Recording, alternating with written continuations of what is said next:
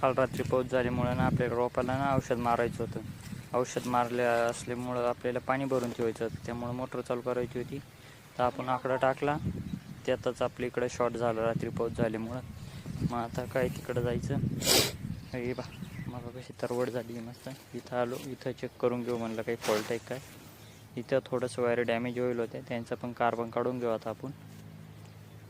पाणी पण तुंबेल इथे, विहीर खूप खाली गेले होते मकायला पाणी भरत असल्यामुळं. घरून मग त्याच्यामुळं चालू होत नाही, तर बादलीने ते घेऊन चालू होतं संग, झालेच नाही चालू. मग त्यामुळं बादलीने सोडलं. हे आपली इथं रोपाची प्लॉट आहे समजे. हे उंच जागा असल्यामुळे इथं ना पाणी तुंबत नाही आणि रोप पण एक नंबर येतं. हे टाकलं आहे काही बाई आपलं उगू राहिलं. अजून लहान लहानच येते, उमलूच राहिलं अजून. हे बघा कसं मातीतून निघू राहिलं. याच्यात ना 8 दिवसाचे 2 हप्ते करेल. 8 दिवस आधीचा हप्ता आहे. हे रोपाच्या खालून आपलं तागाचं वावर होतं, तुम्हाला म्हणलं होतं रोटरी मारायची. लय मोठं झालं होतं. काढलेली रोटरी मारून त्याच्यात बरं झालं का संध्याकाळी पाऊस पण येऊन गेला. पाऊस येऊन गेला तर बरं झालं. ते आता सडून पण जाईल ओला असल्यामुळं. याला 2-4 दिवसांना ना मोकळं करून पाळे पाडायचे. पाळे पाडले का 2-3 दिवसात रोप लावायला येणार आहे आपलं. कांदे बिंदे लावायचे याच्यात.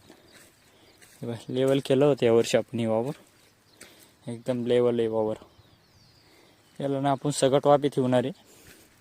एकूण खालून मग काय आपली ते ड्रिपचं टाकलं होतं ना, ड्रिप सिंचनला, ते ह्याच वावरातला होता व्हिडिओ. तो बघितलं नसेल तर जाऊन बघा तो.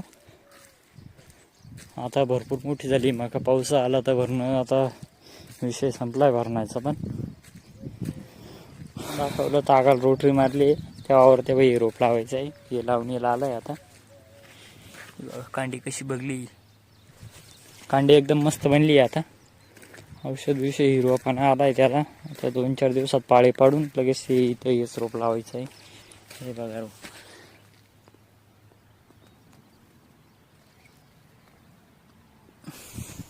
मी नाशिक जिल्ह्यात असल्यामुळं आमचं कांदा उत्पादनासाठी 1 नंबर लागतो नाशिक जिल्ह्यात. 2 नंबर आपली द्राक्ष पिकते. इथं लावायची. इथं आपली शेपूची भाजी होती पहिली, आता ते तयार केलं आहे.